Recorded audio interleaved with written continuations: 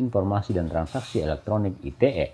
Menurut Kapolres, kasus JL bermula dari laporan S, kuasa hukum salah satu auditor yang merasa dirugikan atas postingan JL di akun sosial media bernama Jamri Lesa di grup Facebook Keluhan dan Saran Warga Kuba dan Kaltim Ibu Kota NKRI pada 29 Mei lalu. Polisi kemudian menindaklanjuti laporan itu dan memanggil sekitar 9 orang saksi hingga saksi ahli.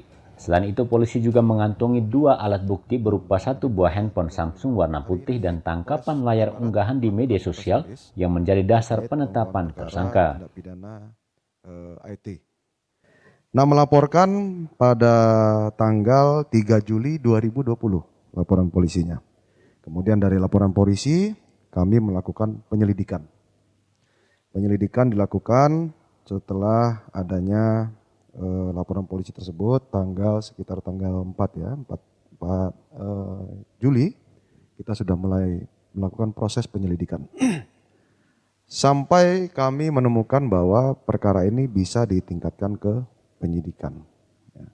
Akhirnya pada tanggal 23 September 2020 dimulailah penyidikannya. Tekankan, karena satu minimal kalau kita bisa naikkan ke penyidikan itu syaratnya minimal 2 alat bukti. Ya, apakah keterangan saksi, keterangan surat, keterangan ahli, petunjuk, yang terakhir adalah keterangan terdakwa sesuai dengan pasal 184 KUHP. Kemudian rekan-rekan sekalian, perbuatan yang dilakukan oleh pelaku adalah memposting yang mana postingan tersebut diposting pada tanggal 29 Mei 2020 sekitar jam 22.19 WITA, yang mana postingan tersebut diposting di akun Facebook dengan perkataan, nanti bisa di copy, ada screenshotnya kita, yang mana dari postingan tersebut auditor yang ada di Kutai Barat merasa keberatan atas postingan yang dilakukan oleh tersangka. Ya, tersangka dalam hari ini yaitu inisial JL. Nah, kemudian barang bukti yang kami sita yaitu 1 buah handphone, kemudian akun Facebook, screenshot ada, kemudian ada kartu telepon, dan kemudian postingan dari screenshot dari postingan dari tersangka ini. Polisi menyebut selain Undang-Undang ITE, Jamri Lesa juga dikenakan pasal berlapis tentang keterbukaan informasi publik melalui Undang-Undang Nomor 1 Tahun 2008 Ayat 1 dan 2 dengan ancaman kurungan penjara maksimal 10 tahun kurungan badan.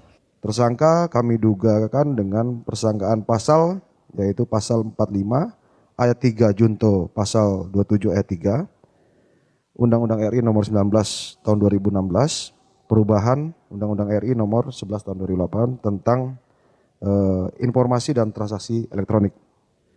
Kemudian diduga juga melakukan pasal 14 ayat 1 dan 2 Undang-Undang Nomor 1 tahun 2008 rekan-rekan. Nah, ini dugaan pasal yang kita masukkan.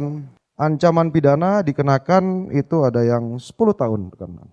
Ya, ancaman pidana untuk yang kita persangkakan kepada si terlapor atau tersangka maksimal 10 tahun rekan-rekan. Baik, untuk saksi kalau tidak salah ada 9 orang, kalau tidak salah ya 9 orang saksi yang kita periksa. Ya, kemudian ada ahli juga ada berapa 3 orang yang kita periksa untuk keterangan ahli yang kami karena setiap tindak pidana tertentu atau tindak pidana khusus harus dilengkapi dengan keterangan ahli dia. Atas kasus ini, Kapolres menghimbau masyarakat untuk berhati-hati dalam menggunakan media sosial. Terpisah kuasa hukum Jamri Lesa Yunanto mengaku kliennya siap bertanggung jawab atas dugaan pidana ITE yang dialamatkan kepadanya.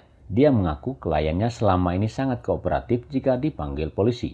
Pengacara bersama keluarga kata Yunanto sudah melakukan upaya penangguhan penahanan. Ya, sebenarnya kami mau menyampaikan malam tadi, tapi berdasarkan kesepakatan dengan teman-teman, sehingga digeser pada hari ini. Jadi rencananya hari ini saya akan mengantarkan surat untuk penangguhan penahanan bersama istri tersangka. Begitu rencananya. beliau sangat siap Pak, dan dia bersedia, lagian dia juga sangat legowo untuk menerima apapun keputusan ataupun yang disampaikan oleh penyidik. Kasus yang menimpa pegiat media sosial ini mendapat perhatian dari Abdul Aziz, calon wakil bupati dari kubu Gerbang Mas. Ia mengaku prihatin dengan penahanan Jamri. Hal itu dia ungkapkan saat pengundian nomor urut di kantor KPU Kamis pagi. Pernyataan yang sama juga dia ungkapkan saat diwawancarai awak media di Sekretariat Gerbang Mas. Nah, kita hanya prihatin aja. Prihatinnya kita bukan mah kita nih mau manas-manasin, dah. Tapi pada situasi kayak gini kan informasi kan jadi liar. Jadi liar, apalagi di dunia media sosial ini kita susah menjawab. Makanya saya buat kemarin mungkin baca di media itu untuk mendinginkan itu. Tapi kita tidak bisa mendinginkan. Nah, sehingga harapan kita mudah-mudahan ini cepat selesai. Cepat apa, ya kan? Keluarga juga cepat tenang. Tadi kita prihatin, saya tidak tahu tadi. Malam tadi datang ke sana, nangis. Penahanan JL yang persis bersamaan dengan penetapan calon bupati wakil bupati dalam Pilkada Kubar 2020 membuat isu liar jika kasus itu kental dengan muatan politik. Namun kuasa hukum JL Yunanto tak mau berandai-andai dan lebih fokus membela kliennya. Kita akan hadirkan saksi nanti untuk membuktikan apakah beliau ini benar bersalah ataupun tidak. Apakah ada muatan-muatan politik? Iya, kita minta maaf untuk itu, kita tidak bisa mencampuri ya. Dan saya juga tidak tahu karena saya memang bukan orang politik Pak. Pihak kepolisian juga menegaskan jika penetapan tersangka JL sudah sesuai prosedur. Iya, prosesnya kita melalui penyelidikan dulu. Ya. Penyelidikan, kemudian dilengkapi 2 alat bukti, baru kita naikkan ke penyidikan. Penyelidikan itu kan untuk menentukan apakah perkara ini perkara pidana atau bukan. Itu penyelidikan, proses penyelidikan. Nah, kalau ini ditentukan perkara ini merupakan perkara tindak pidana, maka berdasarkan 2 alat bukti kita tingkatkan ke penyidikan. Nah, sehingga prosesnya memang agak lama rekan-rekan. Seperti itu. Jadi tidak cepat karena kita harus berkoordinasi juga dengan para ahli yang ada di Surabaya, yang ada di Jakarta, yang ada di Kaltim Samarinda ya. Ya, seperti itu rekan-rekan. Adapun unggahan yang menyeret Jamri Lesa ke meja hijau adalah ungkapannya soal keterbukaan data penerima bantuan langsung tunai BLT. Namun dia meragukan tim auditor dengan menyebut kalau sudah dapat senyum persahabatan, biasanya selesai semua masalah. Kata-kata itu jadi senjata makan tuan hingga membuat sang kritikus berurusan dengan hukum. Andras Trisno, RRI Nawar melaporkan. Kami berpesan dari Polres Kutai Barat agar dalam melakukan postingan di media sosial sebaiknya kita harus betul-betul memperhatikan etika-etika dan kaidah-kaidah hukum agar kita ya, tidak menyinggung orang lain atau kelompok atau suku ya, atau apapun ya. Sehingga kita berharap bahwa masyarakat Kutai Barat lebih bijak lagi menggunakan sarana media sosial yang ada di Kutai Barat sehingga tidak harus berhadapan dengan hukum rekan-rekan. Nah, ini yang kita harapkan. Sebelum